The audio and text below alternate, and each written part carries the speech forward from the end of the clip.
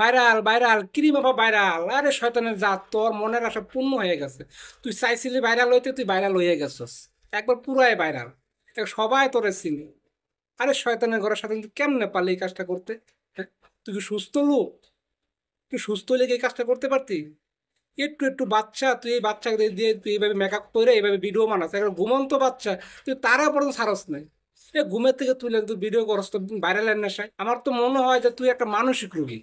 তুই মানসিক রোগী না হলে তুই এই কাজটা কেন করস? তুই কেমনে পারলি এই কাজটা কর? মাইয়া ঘুমাই রইছে, ওই মাইয়ারা তুই টাইম না তুললে না, তুই ভিডিও বানাইতেছস। তোর এতই নেশা, এতই টাকার প্রয়োজন, এই টাকা তুই রাখবি কোথায়? এই টাকা তুই কি করতো? একটা মানুষ জীবন বাঁচতে গেলে কয় টাকার প্রয়োজন পড়ে? এত টাকার নেশা, এত ভাইরালের নেশা। কিন্তু তোর যে ভাইরালের নেশা, তুই তো পুরাই ভাইরাল। তুই তো এখন পুরাই ভাইরাল, তোর তো এখন 14 শিখে থাকা দরকার ছিল। 14 শিখের মধ্যে বৈশাখ তুই যে মোটা চাউলের ভাত খায়, তোর ভাত খাওয়া, মোটা চাউলের ভাত খাওয়া দরকার। তোর ভাইরাল হওয়ার এতই নেশা, তুই ভালো কিছু করে তুই ভাইরাল হতি। মানুষ এগুলো করে ভাইরাল হয়?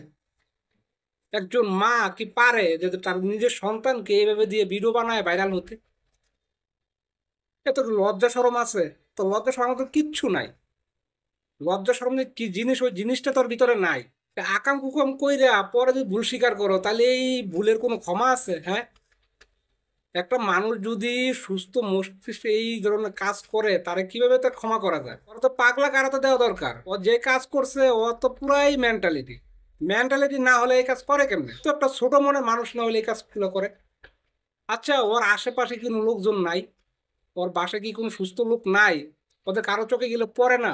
কোনো প্রতিবেশী নাই?